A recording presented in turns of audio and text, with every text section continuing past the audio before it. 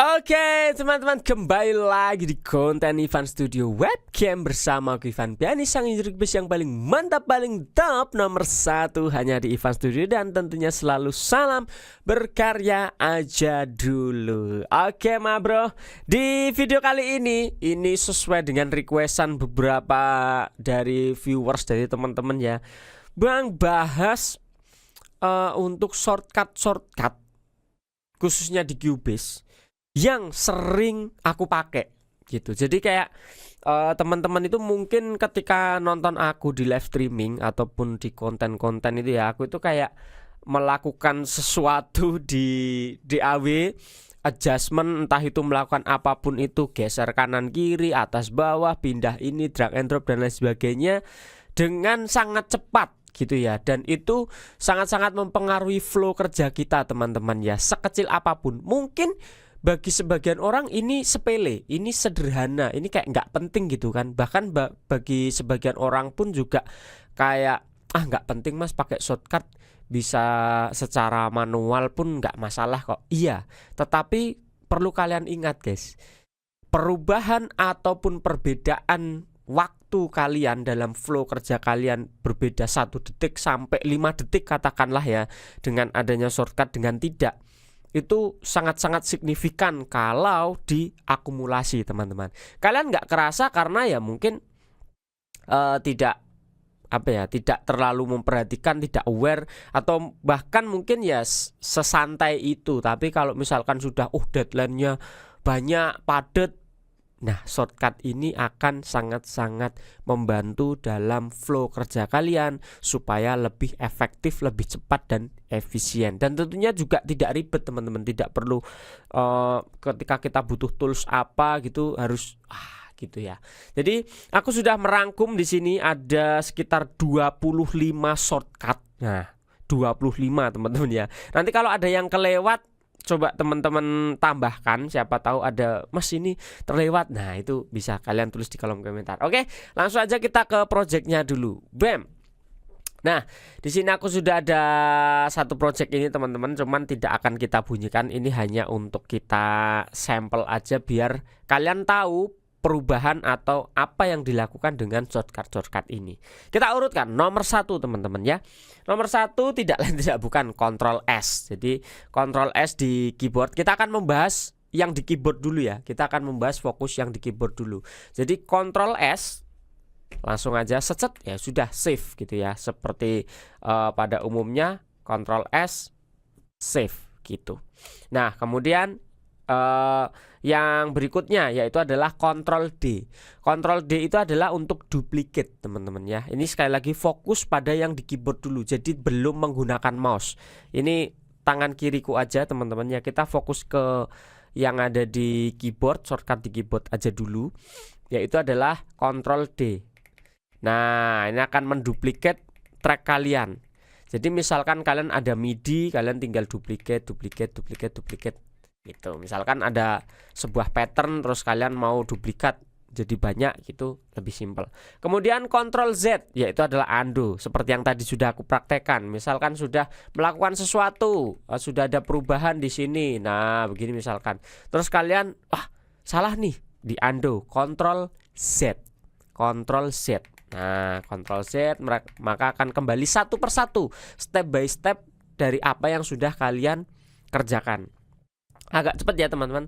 Nomor 4 adalah Ctrl Shift plus Z, yaitu adalah kebalikannya dari undo. Kalau tadi Z itu adalah undo, tapi kalau sekarang Ctrl Shift plus Z itu adalah redo. Jadi maju lagi step by step. Nah ini maju lagi dari apa yang sudah kita undo. Ini undo itu mundur ke belakang. Kalau redo itu maju ke depan satu persatu. Nah gitu teman-teman ya. Jadi kebalikannya Ctrl Z sama Ctrl Shift plus Z. Kemudian yang nomor 5 yaitu adalah tombol numeric atau nomor yang ada di sini teman-teman ya, yang ada di atasnya QWERTY. Jadi bukan numeric yang di sini, bukan tombol numeric yang ada di sebelah kanan, tapi numeric yang ada di atasnya QWERTY. Nomor 1 yaitu adalah untuk merubah kursor kalian menjadi kursor biasa seperti ini. menjadi petunjuk seperti ini. Nah, untuk selection track, untuk selection objek, apapun itulah, intinya adalah berbentuk kursor biasa. Itu nomor 1. Nah, kemudian nomor 2 itu akan berubah menjadi garis seperti ini, teman-teman. Nah, kan garis seperti ini gunanya untuk apa? Untuk blok. Misal kalian mau ngeblok ini. Nah, mau ngeblok beberapa part, beberapa track. Nah, itu pakai ini. Biasanya akan kepake misalkan tak pakai untuk motong track, teman-teman. Misalkan yang tak potong 3 gitu ya. Aku pengen ngeblok dari sini sampai sini. Nah, jadi akan lurus. Dan sama yang dipotong pun tinggal delete, jebret. Nah, ya udah. Ini akan terpotong secara rapi begini. Beda dengan kalian misalkan satu-satu gini ya, terus kalian potong. Ini 1 potong, ini 1 potong, baru hapus. Nanti yang ini 1 potong, 1 potong, baru hapus. Kelamaan. Nah, kelamaan. Jadi misalkan kalian tadi punya yang seperti ini, terus kalian tinggal blok aja. Nah, delete. Udah beres. Gitu teman-teman ya. Kemudian yang selanjutnya adalah nomor 3. Tombol nomor 3 yaitu adalah untuk gunting. Nah, untuk gunting. Gunting ini untuk memotong. Tapi bisa juga biasanya kalau ini kan tidak berubah nih. Ketika kita lepas ya udah dia kursornya jadi gunting gitu. Tapi kalau posisi di kursor nomor 1, terus kalian misalkan mau gunting di part sini, kalian tinggal pencet ALT. Nah, dia akan otomatis menjadi gunting kayak gitu. Tapi kalau ALT-nya kalian lepas, dia akan menjadi tombol biasa atau kursor biasa. Makanya aku senang menggunakan ALT ini. Jadi potongnya bisa setempat-tempat. Misal mau di sini, potong aja, tuk, potong sampai sini, tuk. Tapi setelah motong itu akan langsung kembali ke kursor yang biasa. Jadi langsung bisa fleksibel untuk menentukan apa setelah dipotong mau dihapus. Nah, berarti nggak perlu ganti kursor gini, terus ganti lagi jadi gini, baru delete. Kelamaan. Ingat, 1-5 detik itu akan kerasa perubahannya. Kemudian nomor 4 adalah glue. Glue itu apa? Glue itu untuk merge atau untuk menyatukan track-track yang kepotong-potong gini tadi. Entah itu MIDI ataupun WAV sama aja teman-teman ya. Nih misalkan ini sambungan ya, ini sama ini beda, ini sama ini beda, ini sama ini beda. Kemudian yang hijau, nah ini sama ini beda. Kalian pencet tombol nomor 4. Nah, dia akan berubah menjadi glue kayak gini. Kalian tinggal blok aja gini. Nah, klik aja ke sini. Nah, ini akan menjadi satu kan. Tuh. Sambung menyambung menjadi satu. Jadi sudah tidak terpotong-potong lagi. Jadi lebih rapi. Misal kalian ngetik MIDI nih, MIDI-nya tagnya berulang kali, tumpuk-tumpukan, complong-complong. Nah, kalian bisa merge jadi satu atau kalian gluing menjadi satu seperti ini teman-teman ya. Kayak gitu. Kita kembali ke kursor nomor 1. Kemudian nomor 5, tombol nomor 5 yaitu adalah penghapus. Nah, ya untuk menghapus lah ya. Sudah tahu lah ya, tidak usah dijelaskan. Kemudian nomor 7 itu untuk mute. Nomor 7 akan berubah menjadi X seperti ini. Nah, ini akan nge-mute track yang kalian klik. Nah, kalau sudah menjadi putih begini, berarti dia sudah termute. Berarti sudah tidak bunyi ini, yang putih-putih kayak gitu. Misalkan kalian butuh nge-mute di track tertentu. Kemudian nomor 8 adalah menjadi pensil. Pensil ya untuk menulis. Misalkan kalian mau automation atau kalian mau membuat track MIDI dan lain sebagainya. Misal kalian mau automation begini. Nah, intinya ya untuk menulis apapun perintah yang ingin kalian tulis. Gitu teman-teman ya. Kemudian nomor selanjutnya nomor 12 yaitu adalah bintang atau perkalian. Ini ke numerik yang sebelah kanan. Jadi kalau misalkan kalian punya track yang sudah aktif tombol recordnya begini, set. Nah, kita fokus ke sini ya. Kemudian kalian mau record, kalian kan biasanya pencet di tombol record bawah sini, di transportnya bawah. Nah, sebenarnya kalian bisa pencet di sini. Makanya aku suka dengan keyboard yang full size. Karena di sini sebenarnya banyak sekali fungsinya gitu. Salah satunya adalah untuk nge-record. Tuh, udah berjalan dia nge-record. Nah, kalau kalian mau stop recordnya, tinggal pencet lagi. Tapi audionya masih bunyi. Record lagi. stop lagi. Nah, kalau mau berhenti kan baru space. Nah, baru pencet tombol spasi kayak gitu. Jadi untuk tombol record tidak usah naik turun ke tombol bawah, tinggal aja record. Nah, oke, ulangi record. Oke, ulangi record. Jadi seberapapun efektif, nggak perlu geser bawah record, stop geser bawah record, kelamaan. Ya. Kemudian tombol huruf P.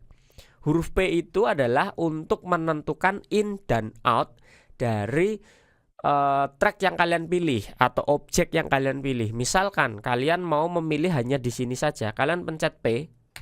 Nah, in dan outnya akan ke sini di track ini aja. Kalau kalian full begini, misalkan dari awal lagu sampai ending lagu kalian mau render, ya P, maka akan keseluruhan keblok dari in sampai out durasi yang ada. Tinggal tergantung mana yang ingin kamu selection kayak gitu. Kalau sudah di P, nah tombol selanjutnya adalah tombol bagi yang ada di numeric tadi di sebelah kanan. Tombol bagi spread. Dia akan menjadi biru kan, biru atau ungu ya di warnanya di atas kursornya. Nah, itu menandakan bahwa loopnya aktif. Jadi ini untuk ngulang-ngulang atau untuk loopback. Misalkan kalian ininya di sini. Nah, ya berarti dia akan ngeloop aja di sini.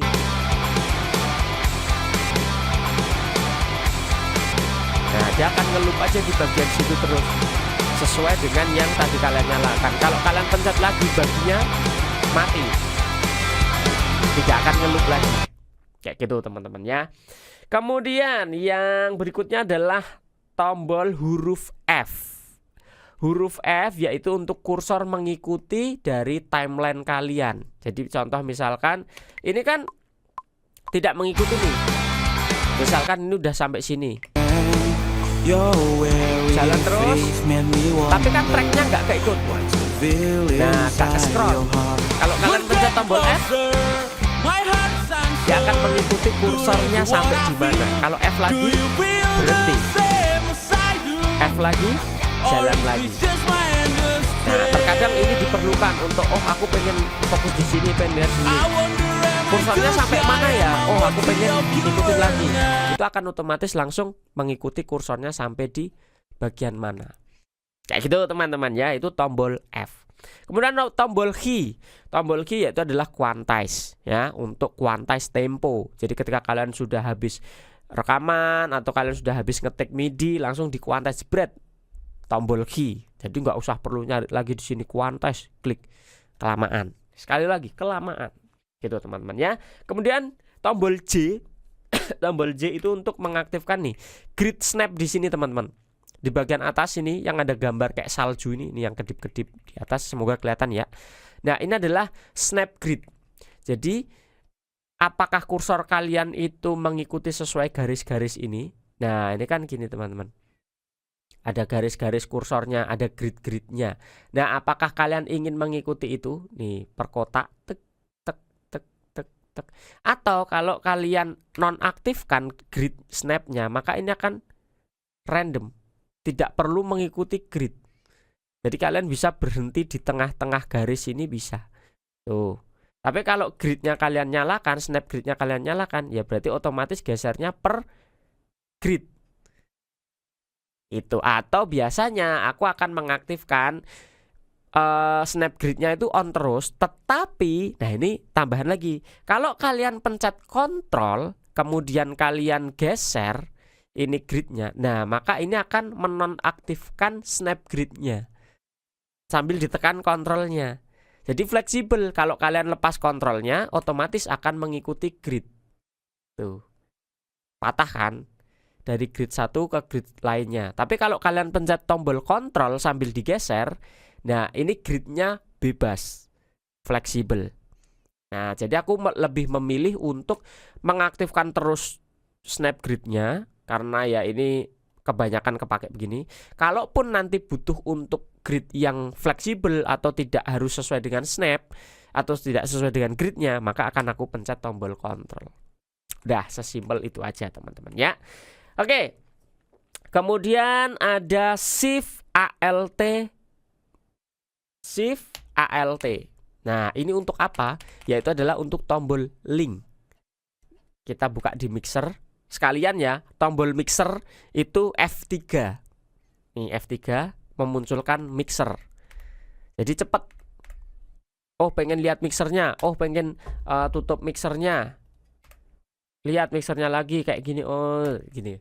Nah, tombol tadi kembali lagi Shift plus Alt atau Alt itu untuk mengaktifkan tombol link di sini, teman-teman. Nah, kelihatan ya. Tuh. Nih, yang di atas Q-Link. Fungsinya untuk apa? Ini adalah untuk melink. Misal kalian punya track begini, terus kalian pengen geser atau adjust mereka bersamaan. Tuh, sama kan? Ngeling jadinya. Mereka sudah terikat satu sama lain. Tuh, panningnya terikat, ya kan? Tuh, fadernya terikat, mute-nya. Pokoknya semua tombolnya ya keling gitu, teman-teman. Tuh. Karena kalian sudah mengaktifkan tombol Q-Link-nya. Jadi fleksibel, kalian bisa lepas lagi, set, ya sudah, mereka akan berdiri sendiri-sendiri lagi. Tuh. Berdiri sendiri-sendiri lagi, tidak saling berpengaruh. Tapi kalau kalian Q-Link, tek, maka semuanya akan terintegrasi. Sekalian tadi untuk zoom in, zoom out si timeline atau fader kalian, mixer kalian, yaitu adalah G dan H. Kalau G itu untuk memperkecil, H itu untuk memperbesar. Tuh, ini berlaku juga di sini, di timeline sini. Tuh, tapi harus pencet Shift plus G. Atau nanti ini ada, nah ini ada perintah tersendiri kalau aku lebih memilih menggunakan ini. Tuh. Kalau ini untuk atas bawah. Nah, kalau di mixer tadi untuk begini. Gitu. G dan H, zoom in dan zoom out. Kemudian lanjut, Ctrl plus scroll yang aku bilang tadi. Ctrl plus scroll. Sekarang kita menggunakan konfigurasi mouse. Ya, jadi tangan kanannya untuk nyekrol. Nah, ini untuk zoom in, zoom out, kanan dan kiri. Tuh. Jadi untuk nge-stretch gitu, kanan kiri, kanan kiri. Kemudian Ctrl Shift plus scroll. Ctrl ditambah Shift. Nah, itu untuk zoom in, zoom out, atas bawah. Kalau tadi kanan kiri, ini atas bawah. Nah, atau horizontal, atau apa bahasanya, kebalik gak ya? Kalau yang tadi vertikal, yang ini horizontal. Semoga tidak kebalik. Gitu, teman-teman ya. Nah, kemudian ada Ctrl plus Alt plus scroll, yaitu adalah untuk zoom in, zoom out si waveform. Ini tak gedein lagi biar kelihatan. Tuh. Jadi kalau wave-nya kekecilan, nggak kelihatan nih transient dan lain sebagainya, gedein. Nah, kecilin. Tuh, mau seberapa. Tetapi ini tidak merubah gain ya. Ini beda, ini hanya tampilan saja. Jadi suaranya nggak berubah, volumenya tidak berubah. Beda kalau kalian adjust ini, volumenya kalian naikkan, itu berubah. Tapi kalau hanya waveform begini, nah ini tidak merubah kekerasan suara. Gitu. Kemudian yang selanjutnya Shift plus scroll, geser kanan kiri, menggeser, bukan menzoom in atau menzoom out. Jadi hanya menggeser. Misal kalian sudah zoom segede ini, nah kalian tuh tidak perlu geser-geser lewat sini. Nah, nggak perlu geser-geser lewat bawah sini, kan kelamaan. Dan harus dipasin dulu, dicari begini. Mending kalian langsung Shift scroll. Oh, kiri kanan, kiri kanan, enak banget. Udah. Kemudian Shift plus B, yaitu untuk mengembalikan ini timecode ini, kursor timecode ini kembali ke awal. Misal sudah ada di sini, sudah ada di ujung sini.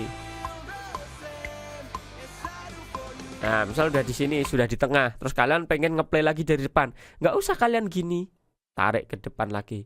Udah ngeplay sampai sini, balik lagi ke sini. Kelamaan. Kalau dari sini Ctrl Shift B, kembali ke depan. Sudah sampai sini Ctrl Shift B. Dari sini Shift B. Di sini Shift B, kembali ke depan. Sudah sampai sini, shift B, kembali ke depan. Itu. Kemudian yang terakhir, ini adalah gongnya, ini adalah puncaknya. Sekali lagi kalau misal ada tambahan kalian coba tulis di kolom komentar ya. Nomor 25, kalau kalian sudah pusing, sudah stres dengan project kalian, bahkan sampai burnout dan lain sebagainya, jangan dipaksa. Ini adalah satu shortcut yang menurutku sangat-sangat ampuh, yaitu adalah Ctrl A delete. Kemudian Alt F4 down save delete close. Sudah.